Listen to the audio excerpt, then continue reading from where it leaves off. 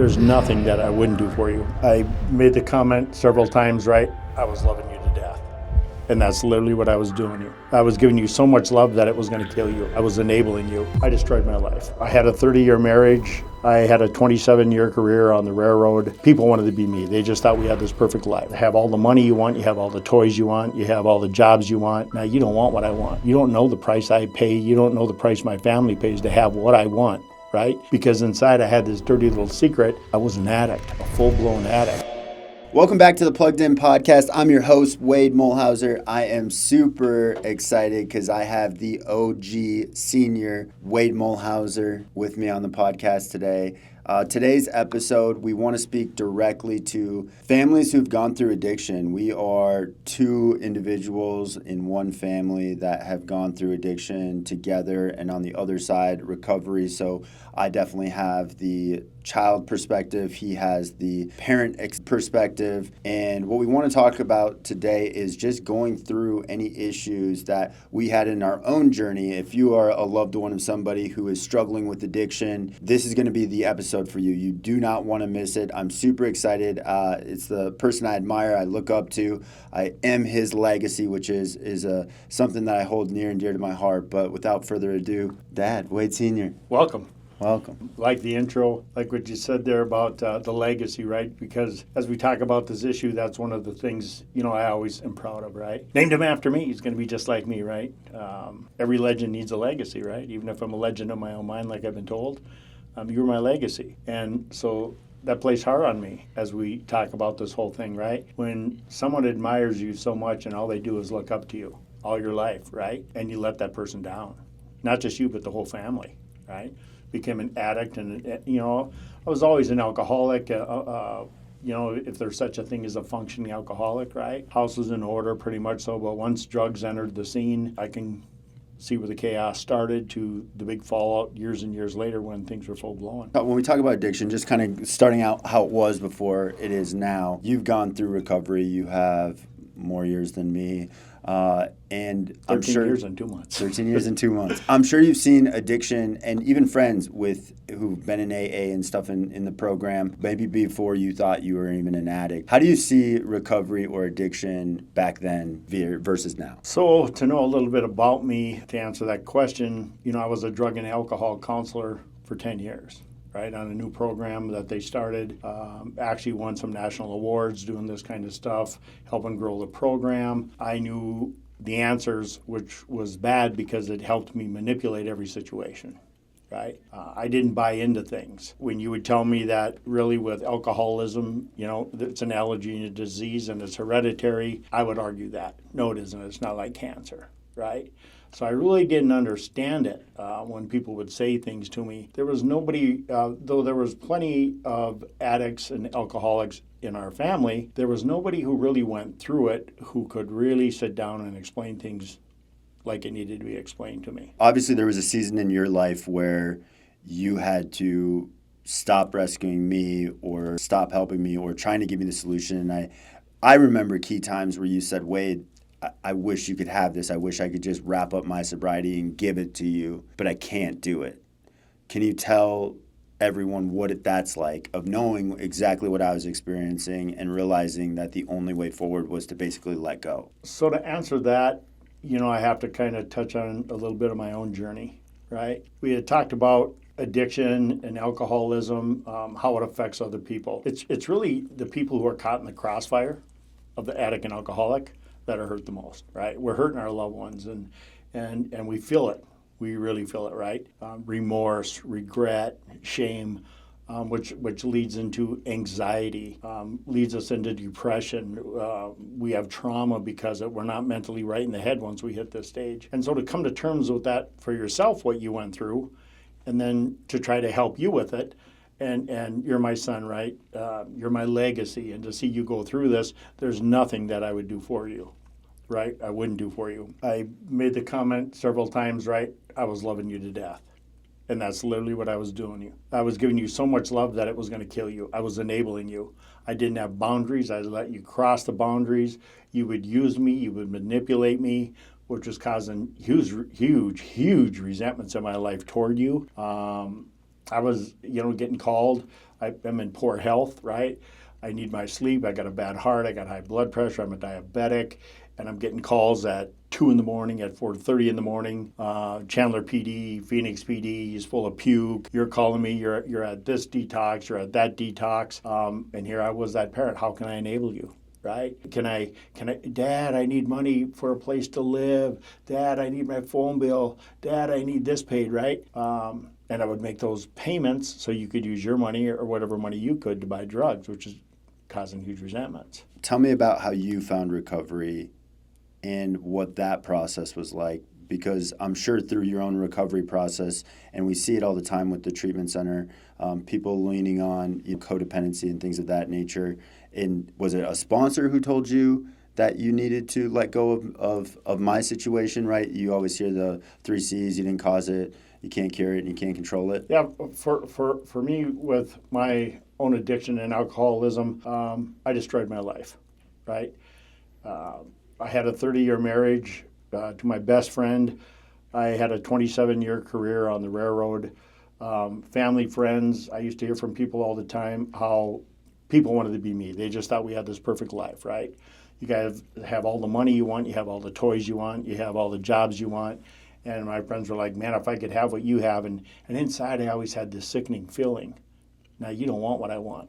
You don't know the price I pay. You don't know the price my family pays to have what I want, right? Because inside I had this dirty little secret. I was an addict, a full-blown addict, to the point of even dealing drugs. I was ruining lives, and I was justifying, which is just lying everything I did, right?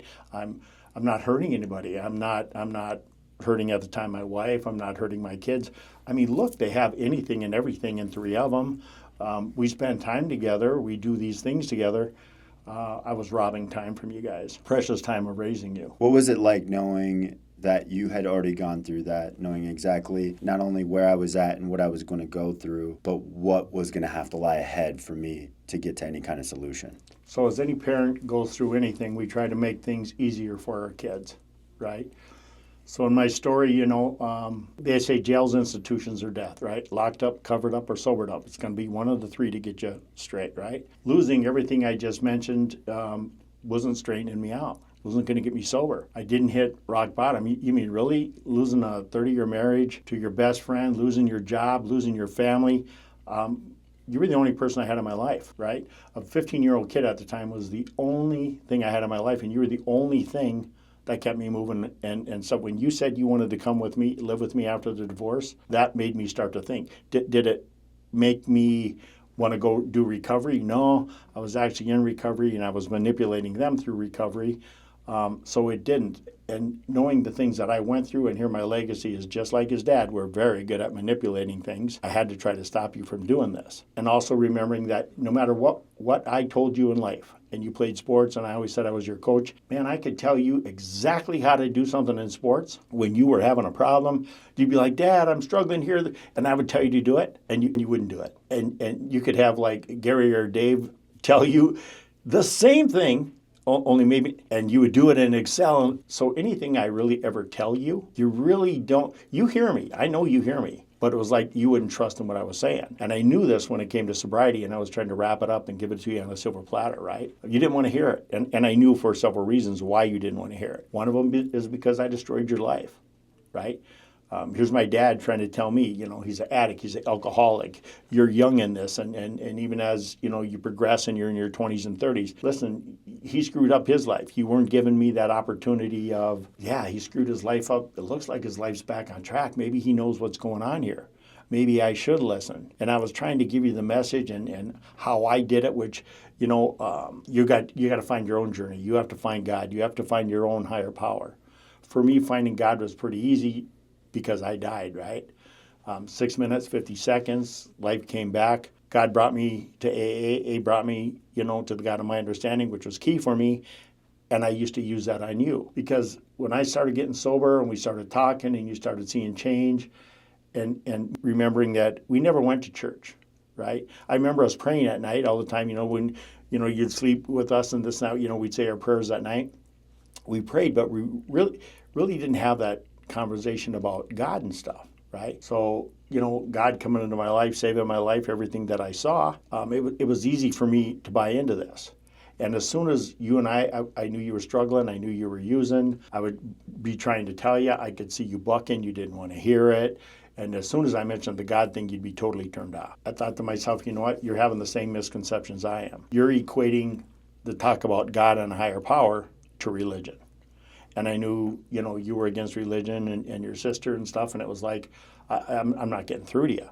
This isn't about religion. It's finding a higher power, God of your understanding, different relationship. I really didn't know how to explain it back then. I too was like new in sobriety. And as I started to learn more what, have your own relationship with your own higher power, the spiritual thing, right?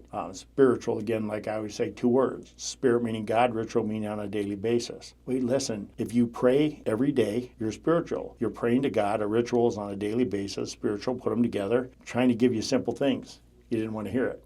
Same as me. I didn't want to hear it when someone was telling me because I was afraid of the whole God thing. How can this higher power take it away from me? I didn't understand, like in step 1, powerless, right? There's a lot of ways to look at this, right? Power meaning a higher power breaks down into, Google the word willpower, right? We have willpower on certain things. When it came to drugs and alcohol, I was powerless. My willpower wouldn't suffice this. I had to find a power greater than myself. And where was I going to find this? Again, somebody teaching me the big book, page 45. The main object of this book is for us to find a power greater than ourselves that will help us solve our problems. Our problems, not just drug and alcohol, but our problems. So wait, if you lean into this and buy into this, it'll solve your problems. I was that guy who would look and say, this is BS. Right? You mean to tell me I'm going to find this God and I want to pray to him and all my problems are going to be solved? And I'm looking at people that this worked in their lives and they're like, look at my life. Here are our stories. Buy into it, right? Rarely have we seen a person fail who has thoroughly followed their path. I wanted to argue that. Wait a minute. Are you thoroughly going to follow the path? Are you going to find a higher power, no matter what that looks like to you? Mine happens to be God. Yours can be the universe. Somebody's responsible for everything. There are no coincidences. But I wanted to argue and I wanted to fight everything. And that's what I saw in you. You didn't want to hear this from me. You didn't want to hear about a higher power. I don't understand this. I'm your dad. You don't understand this yet. But as a parent, when you see your son or daughter going through the exact same thing that you're going through, and you got out of it, listen, I got the blueprint here, buddy. I'm going to make this easy for you. You don't have to do all these struggles, and you don't have to lose this, and you don't have to lose your life and your girlfriend and your job and your car, and you don't have to be homeless. Listen, if you didn't want to hear it. And to me, the reason you didn't want to hear it is you weren't ready yet. And why would you be ready yet? Because I kept enabling you, your mom kept enabling you, and we had these huge resentments. Here you were again, causing problems. We're trying to heal as a family, and I look back and it's like, you know what? That's kind of like all my friends and their families, right? Husbands and the wives are fighting. The other brothers or sisters in the family are jealous because mom and dad are spending all their time and all their resources on this kid, right? Every time there's a family function, there he is again. He's higher than shit. He's going in the bathroom for 30 to 45 minutes, like we don't know what's going on. Somebody goes in there and there's black stuff all over in the bathroom, and no one wants to confront the issue because we'd rather have the peace than deal with the drama. We knew what was going on. We didn't have hardcore boundaries. How hard is it to establish those boundaries? You hear it all the time in these rooms. You got to let go and you got to let God. Man, that's really easy to say. What do you mean by that? Child God. Give it to God. God will handle it, right? Yeah.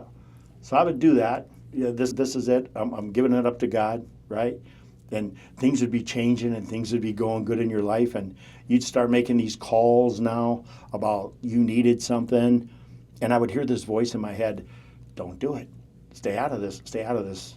Stay out of this. Wait, I got this, right? And I'd be like, oh, okay. And I would go to help and I would help. And you'd fall back down and it'd be 10 times worse. And I'd hear this thought in my mind, listen, you walked your journey with God, he has to walk his. The more you keep intervening in his journey and taking control of his life, you truly are going to love him to death. Stay out of it. Let him find his own journey. But as a parent, that's too hard. We learned this from when kids are young and they fall down and they're hurt, right? We're right there. We want to pick them up and we want to help them, right?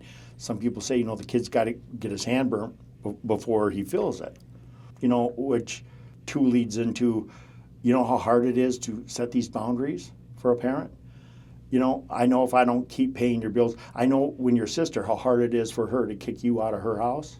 If she don't kick you out of your house, she's going to keep enabling you and loving you to death. And when she does kick you out of her house, where are you going to go? Well, you need a place to live, so who's going to pay for that? Well, that's going to roll back on your parents, right? And then a lot of times one parent, which builds more resentments, to all of a sudden saying, you know what, Wade, you need to stop because you're part of his problem, right? You and your no boundaries and you loving him to death and always being there and letting him manipulate you and use it. What's in it for you? Well, what's in it for that parent? I felt guilty. I ruined your life. I destroyed things, and I felt when you would come to me, you were using this on me, right? If this were to happen to my life, I wouldn't be the way I am, and you always wanted a son just like you. Your people would tell me, and yeah, my legacy, just like me. You know what? I learned allergy and disease in the book, right? Hereditary. It's not my fault. It runs in the family. It runs in yours. But the constant blame and the constant guilt that a parent puts on themselves, man, if I just sort of did this when you were a kid and you got everything you did was excessive, just like me, right? If I just wanted to let you collect all these Pokemon cards and all these things like this here, maybe you wouldn't have become an addict and an alcoholic. Maybe we would have had boundaries instead of me. And well, here, I'll just buy you 10 packs. I'll get you 5 more, right? Manipulation. And why was I doing that again? Because I was out using, because I was out drinking. And it helped me just to lie what I was doing. Well, I'm really here for him. He has everything he wants, right? I just bought him some new jerseys. He got a new baseball bat. I bought him some Pokemon cards. I did take him to his game, and you become an addict and stuff, and a parent starts to feel this, right? I wasn't giving you me. I was buying things. I was using monetary value and putting it on things, which later in life you used as a tool. Why wouldn't we? It's how you grew up. Now, when you talk about just family members who might not have the experience with addiction, but there are a lot of people watching this who have a very strong sense of faith and their higher power. What did you use on the faith-based while you knew there was nothing that you could do to control me, that I was out running and gunning? That's a good question. A lot of prayer, right? And again, struggling for a guy who became spiritual, right? Again, I refer a lot to the big book, page 86 to 88, right? Get up every morning and pray. I didn't understand that coming to the rooms, and I tell people, what does that look like? Praying in the morning, they're like, hey, when you get up, ask God for guidance and direction. Real simple, Wade. What would you have me do today, and how would you have me do it? That's prayer. Now shut up. Here comes meditation. That part of step 11, saw through prayer and meditation to improve your conscious contact with God, right? When you meditate, that's where it's going to come in. You're going to hear things like, you can go to a meeting. You can reach out to someone else. Reach out to another parent who's sick, who's struggling. There's such a stigma. It's not as bad as when I went through this, right? But there's such a stigma to families that were like ours, that were successful in town and in another state also, and people looked up to us and we had it all. And now all of a sudden the dad's a meth addict in the early 2000s, people find out, and I'm a leper, right? Nobody wants to be around me. Listen, your kids are at my house for 15 years. You wanted them to stay at the house if senior was home, and now you know what, I'm this bad person? I'm a businessman. I'm successful. You used to come to me all the time, but now the word meth addict is attached to me. You don't want nothing to do with me. And now the word addict is attached to my son, and this kid who is one of the most popular kids in school, who most of your kids were doing drugs with too, right, is a bad kid. And this has fallen on me, right? And so that stigma of parents feel it from other parents, right? See, I could accept it. Your mom and your sister couldn't, see, because we were that family that cut above everybody else. And so when drugs come into your family, a lot of times, people want to look down on you until it happens in their family. And most of the time it's already happening, they just haven't confronted it yet. So dealing with that stigma and just understanding where it's at, there's where, like, praying to God, like the question you asked me, right? I would pray to God, like, help me understand this, right? They say, give it to God. What does that look like? I just can't stay out of this. I keep helping him, and I would hear this. This is his journey with me. He's got to build his life with me. You can't keep giving it to him. You can't keep doing for him. As long as you're doing it, that means I'm not doing it. He hasn't hit that bottom yet where he's starting to struggle and he's starting to grasp. But again, what about me, right? I'm struggling. I have all these resentments. Look what he's doing to me, to the family, to our finances, to our friends, to our reputation. Well, what do you think I did to it? I'm the one who started it. I tore us all apart, right? When we're an addict or an alcoholic ourselves, and nowadays, there's more compassion for it, right? How can we help you? What can we do? You don't really reach out to families until they're going through the same thing you are. What was the hardest boundary to set, and what made you feel most guilty about it? The hardest boundary to set with you was to financially cut you. It literally had killed me. It literally had drained me of all assets that I had readily available to me. There were assets I had that I couldn't touch, and I was watching you sink and go down, and this is going on for many, many years, to the point of even when you had your six-figure paying job, and I would see your paychecks while you're making it, and I'm thinking to myself, why is he still asking for money when he's making all of this money? What's the kid doing with his money, right? To the boundary of, you know what, I had to let go and I had to let God.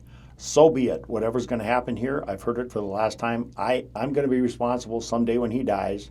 They're going to say, you know what, if you just would have let him hit bottom and go to prison, he'd probably still be alive, right? So to financially cut you off, when I first heard that you were living on the streets down here, that you were flying a sign for money, begging for money, had no place to sleep, no place to go at night, you know what that's like for a parent? Well, I can tell you how hard it is, not only for a parent, but to a parent who's your legacy, who is the guy who is probably responsible, feels responsible for you being where you're at. Not only do I feel that way, but I'm hearing it from a couple family members of ours. You're guilting me and kind of making me feel like that. Like, you know, if all this would have changed, if all this would have happened, I had to set the boundary. I had to let you live on the streets down here for 6 to 8 months without enabling you. Getting these calls at night, it was crushing. It was killing me. When I relate this to other parents, it's like it's the hardest thing that I ever had to do. That to me was harder than quitting drugs myself, is to watch what it was doing to you and literally hardline boundary, stay out of it, and have a talk with your mom. There's no doubt in my mind all the crying she was doing at night, right? The guilt, the remorse, and how she was feeling, how your sister was feeling, knowing in the back of my mind that they're all probably blaming me, but you know, the best thing for him is none of us can give him a dime. We got to let him live on the street. And we're getting calls from people that know you. Yeah, he's on this corner here, and he's flying this sign today, and he looks like shit, and he's all tanned up and burned up and face all marked up and all this kind of stuff. As a parent inside, your guts are just turning, and every instinct in me wants to be, God, stop this. I can save this. I have some more money. I can throw at this. All I would do each time when I did do that is I would just buy you a little bit more time, because you'd snap out of it for a little bit, and you're going to be right back in it. When's the cycle going to stop? The cycle just wouldn't stop until it was the hard line boundary of no matter what I have to do, no matter what this takes, I literally have to give this to God. I have to stay out of this. And there's where prayer, talking to people in the program that went through it, what did you do? How did you do this? This is killing me. And every parent, every one of us has the same story. Brother, I've been through this. Everything you've been through.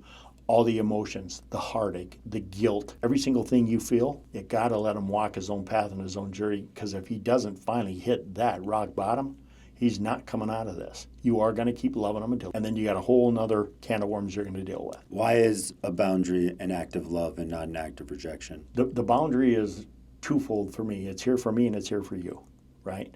I set the boundary because what you're doing is affecting my life, and the only way to stop it is to have that boundary out of love. And if you truly love me, you'll listen to this boundary. And if I truly love you and I have this boundary, it's easy to set boundaries. You do this, I'm going to do this, right? Yeah, that's real easy to say. Now hold the line, hold the boundary. You got to have the hard line boundary. You use one more time, consequences for actions, right? You do this, here's what you get. You know how hard that is to you do this I'm going to use your sister as an example. You use in my house one more time and you're going to the street. And you kept using, right? Until she finally said, you got 15 minutes, pack your stuff, you're out. And then my phone's ringing, got to hold that boundary. An act of love, because if I don't love you enough to hold this boundary, you're going to kill yourself. And that boundary for me is, you don't respect me. Listen, the drugs and the alcohol got a hold of you. you're not in your right mind. No matter how much you know your dad was hurting, big Wade and Waiter, right? I mean, two peas in a pod, legend and legacy, and you and I are inseparable, right? And still in most ways are. You respected me, but you couldn't hold that boundary because you needed that drug and you needed that alcohol, right? And for you, it was more about, listen, I knew you needed the opioids. I don't know how hard that is to kick, but I do know then, you would use the crutch, the Suboxone. And again, from what I know and what we know in this industry and everything else, the Suboxone is just a Band-Aid, right? Until you truly get off that and you're medically free of this, you're going to keep relapsing, because then you would, all of a sudden, Suboxone use would go up. You would abuse the Suboxone to get the same high. You knew every time you were going to get opioids what it was going to do. It wasn't that you intentionally wanted to disrespect me. It wasn't that you didn't love me. It's like, listen, you were addicted and you couldn't get out of the cycle. You hadn't hit bottom yet. You hadn't come out of it. And one of the reasons you hadn't is because we kept enabling you. And the cycle continues. You use, you feel great. It starts to wear off. You feel guilt, shame, remorse. I don't want to do this. I'm not going to do this again. And an hour later, your stomach hurts, you're puking, things don't feel good. Man, as much as I don't want to do this, man, I got to manipulate somebody. I got to use somebody. I got to do something because I need this fix. I just got to feel better. And then I'm going to stop, right? We can't until we get the help we need. The solution's there. You were hearing it. You seen me do it. You seen other people walk the walk, right? Can you get sober the first time around? I'm living proof that you can, right? All I have is today, 13 years, roughly 2 months. Again, the yet thing, right? I haven't relapsed yet. For you, that story was, man, you're relapsing all the time. I don't understand this as a parent. Why can't he do this? If he loved us enough, he'd get straight. I mean, he lost a job, he lost a girlfriend, he lost cars, he's homeless now, and he's flying a sign. Who wants to live like this? You didn't want to live like that. You just weren't ready to get the help that you needed, right? There's not that alcoholic that was born that says, hey, I want this life, right? I want to be homeless. I don't want to have any money. I grew up where I had a big house and I had all these toys and everything handed to me and nice clothes, and now I'm living out of a backpack on the street. I'm begging for money. I'm begging for dope. I'm going in convenience stores to charge my phone, stealing a water in there. That's a life I really want. No, man, once you become an addict and an alcoholic, we forget how to live. You knew how to live, to get up, to make your bed, structure, discipline, routine. And as we start to use, the things that were important to you, I could see slipping away. Why? Because they did the same thing to me. And I like really what you touched on, and I think it's super important for, parents to know, not as in and out, because the enablement usually can continue. But the truth is, I did not want to do those things. And there were so many times that I would sit in my bed and I would promise to myself, this is the last time. This is the last time. I do really love my dad. I do really love my mom. I do respect them. I don't want to use my sister's house. I know what it's doing to her, and how, me manipulating her and having to try to remember this lie and stretch it. Like, I don't want to be this guy anymore. But the second that pain, that hurt, the throwing up, the body starts reacting, it's like, okay, I just got to get through this little bit, and then I'm going to start to wean down. And the unfortunate part is that day never comes. And you're absolutely right, is what would have happened is I would have ended up overdosing in that house, and somebody would have came in and found me dead. And that's a whole nother can of worms, like you said. So I really do like that you touched on that, because like my intention, if you put me on a lie detector test, it wasn't that I want to hurt my family. Like, I wasn't that guy. I didn't want to intentionally, maliciously. There was no malintent to anything that I was doing to want to disrupt and destroy all these people that I genuinely cared the most about. But I could not get my actions to follow my thinking with that same train of thought. So, you saw me up and down time and time again. You saw me try recovery. You saw me, put a month together, fall off the wagon. You saw me put 3 months together, fall off the wagon. Put a couple weeks together, fall off the wagon. You'd come down and even give me rides to Suboxone and to IOP and to all of that stuff, and then fall off the wagon. Even times where I'd put 10, 11 months together and then fall off the wagon. This last time around, how did you know that things might be different. So this last time around, and then I got some questions for you. So this last time around, I didn't know it was going to be different for you right away, right? This last time around for you, when you called, we're in the stretch of COVID. And again, we're always in contact and life's going good and things are going great. And I'm thinking things are really good. And you called me and you said, Dad, I'm in trouble, right? I've been living in a Holiday Inn Express for the last, two and a half months. And I got this huge bill. And I'm like, wait a minute.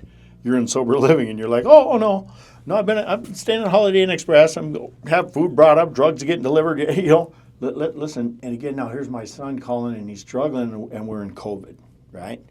Again, I got AFib. I got heart issues. I'm a diabetic, right? This is COVID. This is the beginning of COVID. This shit could kill me, Wade, right? I'm living with my brother who happens to be your godfather. And we're talking and I told you, I said, Wade, I'll come down there. But you need to understand, I'm truly putting my life on the line here, right? Things have to be different. I shouldn't even be traveling, yada, yada, yada. Yeah, things are going to be different. I didn't know how bad it really was until I came down here in the car you had wrecked with airbags hanging out of the side. And I opened up the door and looked in that room and I'm like, you got 5 minutes to get your shit, whatever you can grab, and get it in the car because we're out of here, right? Here's where we're going, and you could kind of see the desperation. And I let you know that there's some problems with my brother. He was going to the hospital. And here's where I knew things were going to be different. When we were staying at the motel that we went to, found out in a day or two, we were making a plan on how this is going to work and get straight, keeping an eye on you this time. I knew you snuck away a few times and were using, but it wasn't like the last time. And this is going to be different. When we found out that my brother had GBM4, the bad brain cancer, and they said he had 2 weeks to 2 months to live, I'm torn. Here's my brother, the guy who raised me, who's pretty much responsible for me being sober, right? He's dying.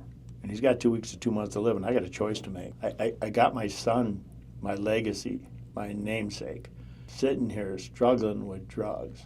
His sister won't let him come to her house. Mom doesn't want nothing to do with him. What am I going to do? When my brother came to, I said, I'm coming home, and he said, you're going to stay right there. You're going to stay right there and take care of him, right? Only one person can come in the room. This is going to be my future wife that's going to come in the room. It's not that I want to see you. But there's a lot of stuff I need you to handle and only you to handle by phone. But you're going to stay there. 2 days later, when she called me and said, you got to come back, that was it. I knew then. I got a hold of your mom. I got a hold of your sister. I said, you know what? We've been a torn apart family. I need you to, and I need you to now, right? And for your sister to put things down after the hurt, after the pain, and say, you know what? I'll be there for him, Dad. For my ex-wife who I hurt, to say, you know what, go take care of your brother, take care of yourself. We'll take care of him. I knew things were going to be different, right? So you went to your sister's house, things kind of fell off the rails there, and you went up to your mom's, and now we had mended fences, and we're actually kind of talking, and she's asking me, what do you think? And I'm like, you can't even let him go to the mailbox on his own because I'm telling you what we do. He's going to have friends drop it off by the mailbox on the ground. He's going to pick it up. He's going to Zelle him money. He's going to use the jet ski, meet him out on the lake, right? You got to keep an eye on him. And I said, you know what? No, don't. He's got to do this on his own. He's got to figure it out. Either he's going to want this or he don't. The girlfriend at your time, forever and ever, Abby, it was, you were on the outs there and things were different. I knew it was going to be different because I seen you latch on. You started asking me, what did you do when you were up here, Dad, and you got sober? And the crazy thing about this, we've never talked about it, is all the help that I tried to give you when you were down here and in St. Paul and everything else, that didn't work. You got sober at the same place I did. At the same meeting hall on the east side of St. Cloud, Minnesota, where you started going to meetings. We've never talked about it. Mm-hmm. But that's where you got sober 8 years after I did. I never knew that. Yeah. Wow. Crazy. Yeah. St. Cloud, Minnesota. AA meeting, east side. That is nuts. It's the message. Finding God, the higher power. You were desperate enough. Your life is in turmoil. I watched you have this great job and almost lose it, and now you're living from home. And I could start to see the desperation in you. and you started asking me the right questions, and we started talking about quality sobriety. And you were doing Zoom meetings to the place where I went to in Brighton, Colorado. And you became their adopted little son, you know, from Liz and Larry and Ryan and these guys and Jeff. And he's on Zoom, right?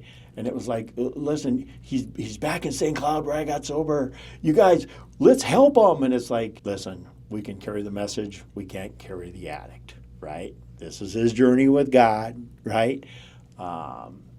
But you went to the same place, and I could see the willingness, right? It's almost like you knew I was going through a lot. And though there's many times in life you see me go through a lot, and I'd be like, buddy, I need you this time. It's almost like you always know I'm like Batman, right? He's going to get through. This is, man, he's going to pull this through. The desperation I had with my brother, you knew where I had to be. And for once, you knew I couldn't be there for you. And your mom was there, and you just bought in. No, I love that. How does somebody, you know, another parent, right? And we see this so many times. Anytime a parent has trouble, I tell them, I don't have the experience to talk you through this, but I have the best person for you. My mom has picked up the phone and talked to parents before. But how do you tell the difference between, you know, just the talk and something's actually changing this time? Because obviously trust is built over time. Talking to parents when they call me relating this, right? So sometimes they're a little taken back, right? You know, I explained to them, listen, here's who I am, here's my name. I'm an addict and alcoholic. My drug of choice was meth. Imagine the stigma attached to meth in the early 2000s, right? He's a meth head, right? One of these tweakers. He's up for 10 days, 2 weeks at a time. He can't even think straight, right? No, I think I can think straight. Remember, your kids were out at my house all the time, and I raised my family, and I had businesses. I wasn't, you know, don't get me wrong. I was pretty functional until I wasn't, right? And then the stigma, you know, as the kid and their kid, right? Opioids, oh my God, heroin, fentanyl. You know, listen, to talk them through that, right? Listen, I can give you my side of where things are at, and then I can give you the side where a parent is. And you probably aren't going to hear this. You're not going to want to hear this. And a lot of them don't. And I have to really explain to them, you got to listen to me now on this key thing. You're loving your kid to death, and we have some close friends. And the parent calls me, and I'm telling them, listen, as hard as this is, go to CODA meetings, okay? This isn't your fault, right? The kid is always going to blame you. Well, I wouldn't be in trouble if you didn't put me in treatment, right? It was like you. You guys put me in treatment. This is all your fault. And I went to Arizona, and now drugs became more prevalent, and I could find them where I wanted. So if you went and did that, I wouldn't be in this position. It's never the addict or the alcoholic's fault, though it is. They're making the decisions, right? And so the parent gets guilted, and they feel manipulated. And in those feelings, there's all these resentments, right? Because there's a fight between the husband and the wife, right? Why aren't you helping them?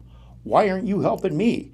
You know, our family, the back and the forth, right? And then the other kids in the family, right? They just want to stay neutral, you know, and it's just getting tore up. So I got to tell these parents, listen, let me tell you what's happening in your family now, right? You tell me if I'm pretty spot on. All the shit happening in your family, you feeling guilty, you feeling remorse, you feel like you're saving them? Well, you know, for a little while, and then he backed up. So until you totally back off, and I have to give them the thing, you know how hard this is? You know how hard it was to watch you out on the streets for 6 to 8 months? All the things that were happening to you, the things that you went through.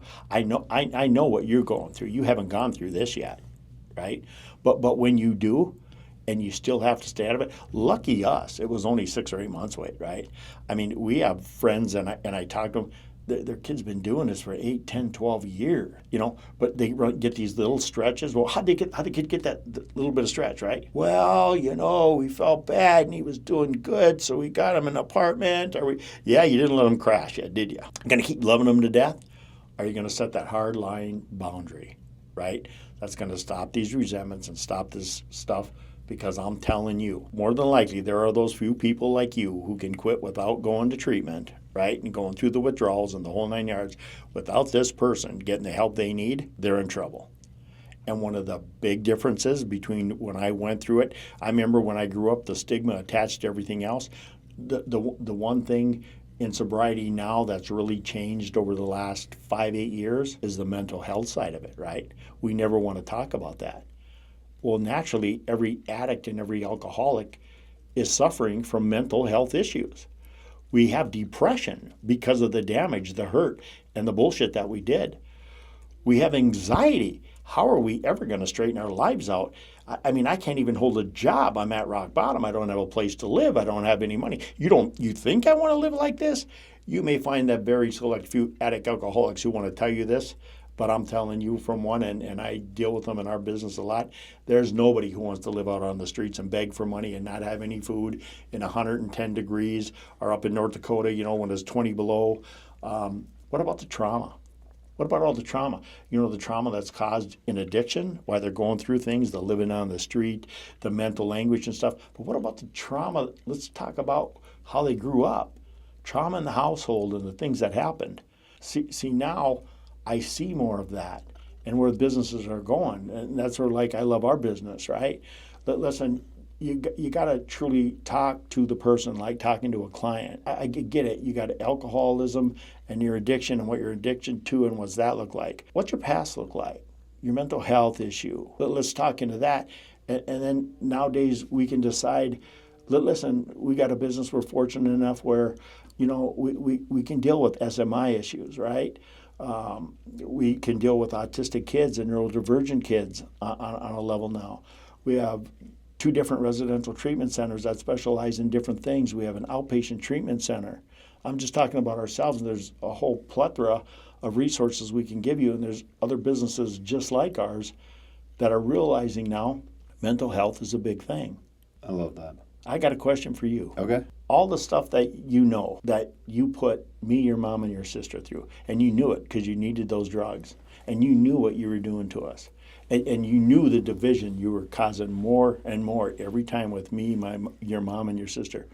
How did that make you feel? Absolutely disgusted with myself, because I felt from the original divorce that happened, I was a lot to blame for how nasty it ended up getting by choosing sides, by being in the middle of it. So on the back end of that, it made me feel that much worse that here I am continually being the person who drives the wedge in my family. Like, I am the black sheep. I am the person who always has to be at the center of this. And I didn't want to be. So I was so disgusted with myself and so ashamed. And I think everywhere I looked, it was me comparing myself to, for lack of a better term, just own ego, like people I should have been farther in life than. And I'm like, man, these people are getting married and they have families and, they have the college degree and they have all of these things. And here I am, I'm just starting back at square one again. And I'm putting my family through this. The only people who still care about me or love me or will pick up the phone when I call them, right? Because I burned all those other bridges. So I would definitely say for me, it was just this self-hatred and self-loathing and knowing that I didn't want to do it and trying to will myself out of all of these situations. I think one of the biggest differences for me, even this last time around, one of the key pieces that I think led me to believe that this time could really be different, I would agree with you, was, going to the online Zoom meetings, just really getting into a place that I was willing to do whatever it took. But it was like that breadcrumbed me. I didn't get it that time. I still relapsed another time by taking a trip to Arizona to get computer stuff. And then, of course, I had no plan of using, but somewhere on the middle of the flight down here, this bright idea comes into my head, right? This bright idea comes into my head that says, hey, you're only going to be here for 2 days. You can get high for once, and then you don't have to get high anymore. And there's one day that you did it in your life where you did it one day and then you stopped. This time will be no different. And unfortunately, that time caused a lot more pain, right? And another month and a half of having to hit more lows, and now I'm using at the cabin, and now I'm going through all of these things, right? And causing the distrust. So this last time around, it was really just trying to put one day at a time in front of each other, keep showing up at that meeting hall, hearing the message. And then it was even putting myself, when I came back down here, is I was really trying to put myself into situations that I couldn't manipulate.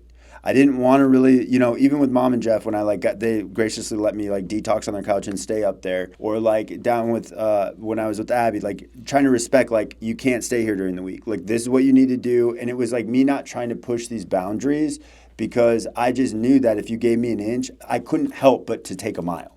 And it was like, I didn't even want to take a mile. It just was like so ingrained in me that like, if you gave me an inch, I was going to take a mile. So I think even like the first year, that's why I didn't try to visit Denver too much. I didn't want all of these outs, right? I didn't want, and like obviously we had the Uncle James funeral, but he did last a lot longer than we thought, like by the grace of God. But like, you know, I think, and all that happened the way it was supposed to happen so that I could build my foundation and I could get into the recovery community, which all of this is kind of surrounded today. And then it worked out perfectly where you could come down and it just kind of was one smooth path. But I remember having to be in a situation where I had to think to myself, like, I cannot be around a situation where I can take an inch because I cannot help but to take a mile. That's you. And it is, you know? It's all of us, but it really is you all the time. Yeah, so no, it's a weird spot to be when you can't trust yourself because you just know my intention isn't to do this. But like if that door opens, I'm going to blast my way through it. And it's just like, it's a scary place to be, but the solution is like stay present, stay in the moment, and put up those safeguards and those boundaries around yourself so you can't do it. So one of the things, you know, when you just said, you know, I mean, you were just going to use for one day, right? And so back in the day when if you would say that, I'd be like, okay, so here's what we need to do, right? You didn't really understand the phenomenon of craving, the obsession of the mind. One's not enough, 1,000's too many. If I get away for it today, I'm going to be craving this shit tomorrow or in 2 days. And hey, I got away with it today, so in 3 days I'm going to do it. The only way you can do this is to really understand total abstinence, right? What does that look like, and how do you overcome it? What's a few of the hardest things that you lost in your life to your addiction? I would say I was engaged and I lost that, which I mean I think all by design, and I'm in a great place now. But I see it now as all things that had to happen, but it was really the person that I thought I was supposed to be. And I look back at it now and I realize that wasn't the person I was supposed to be, but I was very good at creating these things in my head of, you know, I should be married, I should have kids, and like I should be on this path with a job. And I understand that was never God's plan, but in the moment and not being able to realize that, those were the hardest things. Because now I'm like, I might be losing my only shot at ever getting married. I might be losing, you know, the only shot at this amazing job that's going to pay me $100,000 plus a year. I might be losing, you know, these friends that are supposed to be lifelong friends that, you know, now won't even talk to me. I was really, really afraid at one point, which I think sent the spiral even deeper, that I was going to lose you. You know, and it's going to be like, dude, I'm going to have to live with the rest of my life that I didn't even really get to know my dad, like sober, like all the times growing up and stuff. But then in my head, I'm like, well, was he just high that whole time? Like, did I really get to know my dad? So like, there's all those things that I think were the toughest mental warfare to really go through. But like, yeah, the homelessness, the stuff, like, I don't know. To this day, I don't know if it was worse being homeless and struggling or having all the money and like then having to realize like I felt just as bad as when I was homeless. I was just on a bed. I hate hearing some of those things, and I've heard it, and that's why I just had to laugh. You know, I don't know, was this really my dad, or was it this person who was really high, or whatever? Listen, you knew me prior to being high, and the whole 9 yards, but you see the stigma that gets attached, right? Well, I don't know. I've been living with him for all these years, and was he really this guy, or was it really the drugs? No, see, I wasn't high, and I wasn't using all the time. You knew me. I was this guy. Did drugs and alcohol affect my decisions, which later took control of me in the whole 9 yards? Yeah. To go back while we're still here talking, I want you to know something. You were never any part of the reason your mom and I got divorced. Any of the fighting that was going on in the divorce, naturally you're a kid who's caught in the middle. Naturally, there was a time your sister was my, and I'll just say it, favorite in the family, right? And she was my favorite because your mom would always baby you and she would always get in trouble. So but then she went off to college, and having you and everything, right? You're my legacy, man. I took bats to people's backs when they messed with you, you know, and anybody knew it, right? Mess with him, mess with Senior. And it was one of these things, you know, we went through the divorce. None of it was your fault. You're a 15-year-old kid that was able to make your own decisions. Who do you want to live with? Which parent? Wow, what a choice to throw a kid into. To have two parents who love you so much they both want to fight for you. Your mom was right in this regard. I was in full-blown addiction. She had every right to fight for you as hard as she did, okay? I admire her for that, right? I loved you. I couldn't let go of you. I didn't trust her raising you. After all, I raised you all your life. She was working. No cause to know nothing, but it was good to hear you, how you felt about things, through things. When I asked you the question, the things that you lost, there was a time I would look at that, right? And I would, say like my marriage and my family, probably some of the most important things that I lost to me was my dignity, my self-respect, the morals and values that I had, because when I would walk into a room, people knew who they were getting. This is Big Wade, and this is what he stands for, right? Honest, dependable, reliable, means what he says what he means. And I became the total opposite of that. And to this day, I fight for that. I've earned that right back. I found the morals, the values, the discipline, the respect. I earn it. I don't want you to give it to me. But by all means, when I earn it, right? And I think that's important to speak on is, it's the incongruencies in your own head of like, I know who I am as a person, but I can't make myself act that way anymore. I know what I'm doing is wrong. I know lying is bad. I know, and you feel like you're this person in your heart of like, no, I am a good person. And deep down you are, but none of your actions show what a good person does. And so like it's this incongruency. And I get to see that today of like, even when I say me being at fault or I didn't get to know these are the lies that addiction plays in your head when you don't have a clear mind. And when you don't even have a clear mind, you can't even really talk to people about it because you're so guilty and shameful for all the things that you're doing. It's like, I don't want to open the door to disclose how hurt I am about my parents' divorce or how hurt I am about foster care or how hurt I am about losing this relationship, because like then I might open the door of what else is going on in your life. And then I have to talk about, well, I'm doing heroin or I'm doing, so it's like what we do is we shell up and we isolate and we keep all that in. And what happens when we isolate and we keep it all in? Now the drugs take over our minds. And now it's just, now the use really picks up.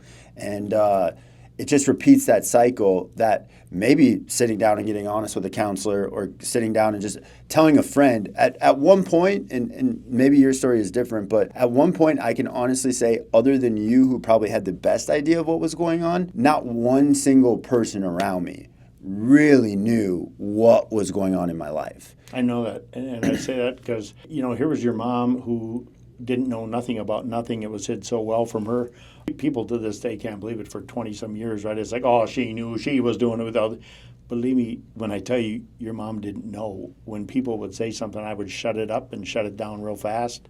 Again, I'm a drug and alcohol counselor. I'm successful. See these teeth? I got them all, right? Look at my skin. You see any pock marks, pick marks, needle marks?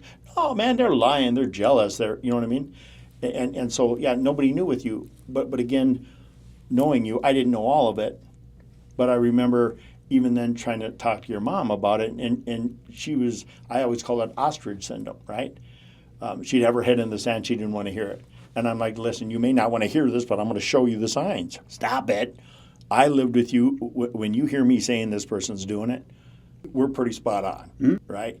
And so getting in, like you said, other people and the things you do and how you justify it, right? Now we share our experience, strength, and hope. Where I wanted to hide it before, and I didn't want nobody to know because, I might be exposing something. Listen, the only way I can help you is to unlock those doors. As hard as it is for us to sit here sometimes and talk about our past and our hurt and our pain, listen, I'm telling you, your family's going through the same thing.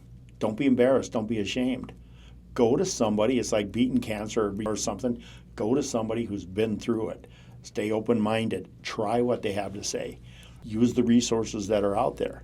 When it comes to you again, it's like, why don't we do things sometimes?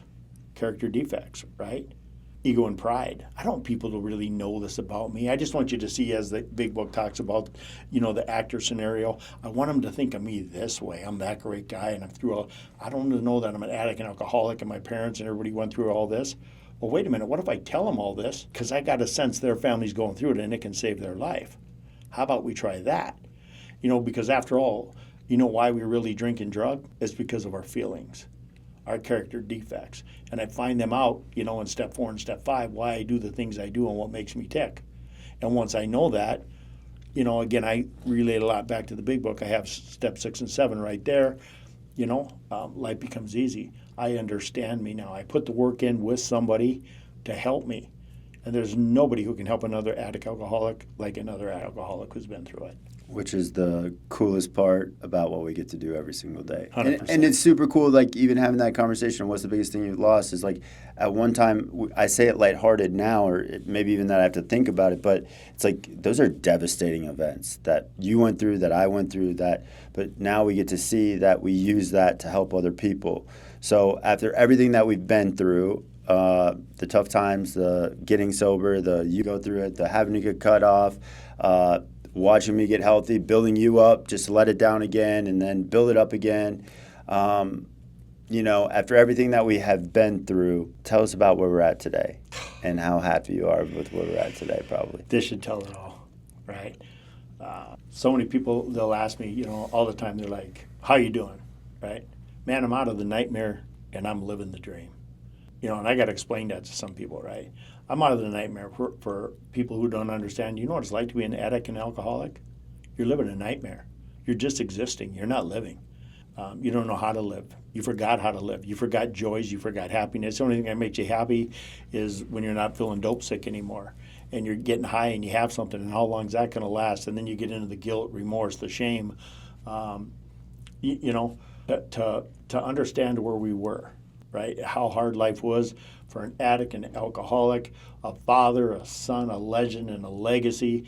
Man, there's nothing in life like growing up big Wade and Waiter, right? The apple of my eye, the whole 9 yards, how you looked up to me, how I look up to you, to go through this disease together as father and son. I think the thing that's always really made us strong is the honesty that we really have between us. When I corner you or you corner me and it's like, listen, man, I need the truth here. What's going on? And we always, this is it, right? You can lie to your mom and sister and I'll lie to your mom and sister, but this is me and you and we're going to hear the truth right here because here's where things get solved and here's what we do, right? To have that relationship and to have you call me and say, Dad, I got a living house, and you had talked about it for years, and then to come down here and be able to help you from your second house on, and to watch you build what you built, to live with you for a couple years, man, it's truly living the dream, right? I'm living with my son, who I now have a father-son relationship like any other the last 5 years, right? I have friends that would kill to have what we have. I'm proud of you. I'm proud of your sister. We're here talking about you in this business right now. She has her own Soda Teas business. Love for you, Elise Soda Teas, right? I'm very proud of her. She's out of her comfort zone, building a business, and hopefully we're all going to support, and it's going to take off. But we both know this industry inside and out, right? We both pretty much have the same core values. And structure, how it should be structured, that there has to be discipline and discipline to ourselves. Here's what we're going to do, and you're very good at this. To be able to help you and to participate in your business, right? To be able to watch it grow. For you to step back and step out of sober livings, I'm going to say the last 2 years, and I feel good about it, knowing that I got this, right? Very seldom, do you get these calls late at night or whatever, and if they are, they're from me. I like where I make a decision, right or wrong, and you back me, right? We could do it a little better this way, or we could do a little better that way. It surprises me sometimes, that you take the hard line, right? You're like, oh no, this time we got to do this. And I'm like, well, I'm the hard line guy, and that surprises me. But to be able to handle that for you, and all that takes with 13 houses, 140 some people. I looked last night, we had 2 open beds, supply them, running, the problems, the relapses, the team that we have that you put in place, right? Me and Monica pretty much take care of the sober living. You, Scott, Des, you run the business. You are the core of the business, right? I could go on and name the people. Des is irreplaceable, right? For what she does, hands on everything. Scott, businessman. You're the guy with the vision, right? Sometimes I want to say slow the vision down a little bit, right? We go through everything from Bravo, having the counselors, to having 2 first-class chefs up at our residentials. Great people, like Heath, Jonah, Kelly, Lexi, running programs. again, it was 3 years ago we put up our Boina house when I met Eric Para, right? And I said to myself, I mean, if you look at Eric's pictures back then to what he looks like now, this scrawny kid with no hair and doesn't even know how to use a screwdriver, but he's helping us put this house together and stuff, right? Who in 3 months, he's helping put another house together. In a month, we're putting the homestead out and things just roll. To Eric coming on board in December, the relationship that I have with this guy is like he's an adopted son. He couldn't get that closer. And sometimes we have this friends fight hard-ass relationship to each other. But the one thing with Eric is I respect what he has to say, and I'll hear him out. And I'll only give Eric honest, true advice, true love, right? Another invaluable guy from Plugged In who knows this business from the ground up, right? And even though me and Eric sometimes collude and come up with the best decisions that we think at the time, right? We still answer to you. And the best decision that you ever made was when me and him were going to run things and not Des. When she first came on board, we're going to handle the rent and we're going to handle all this. This is before the business grew, right? And you knew there's no way. We both got our hands full already. Des is head and shoulders above us, right? But we didn't want to take our hands off anything. Right? Well, we're going to have to do this again. Yeah. I know we're going to run out of time here, but if you or a loved one is struggling, if you are a family member that just wants to talk to someone, whether it's you're the one going through it or it's a son or a daughter going through it and you just need some advice, you have two people here who are willing to answer the phone, to hop on a call, to FaceTime, whatever it is that we can walk you through our experience, strength, and hope. We've been there. We get it. There is a bright road ahead as long as you take the steps you need to. It doesn't mean that there aren't going to be hard days or dark corners that you got to go around, but I promise you at the end of the tunnel is everything you ever wanted for you and your loved one. So if you're struggling, reach out for help. You can find us on all the major platforms. Dad, I love you, man. I'm so grateful for you. You said what you built. No, it's what we built. This whole thing wouldn't be around without you. You've changed and touched so many lives, not just mine, not just our families, not changing that trajectory forever, but all the guys in the houses, the people you give rides to the center. There is just the ripple effect that you have created has more than cleaned up any damage that was out there that was created. So I love you. I'm proud of you. And thanks for being a role model for me to look up to. Thank you. One thing I want to give a shout out to is, Plugged In isn't plugged in without all the people in it. And that includes all of our house managers that, I see these guys come in sometimes their first week there, right? And I see them progress and I see them grow and I see them do the deal. And the next thing you know, they're an assistant house manager and then they're a house manager. And these are the guys doing the deal. They got a sponsor. They're going to meetings. They got a service commitment. They're giving guys rides to meetings. They bought into this deal about changing lives and wanting to change lives. Plugged in the people that you hire and you put in the positions that they put in, it's huge, right?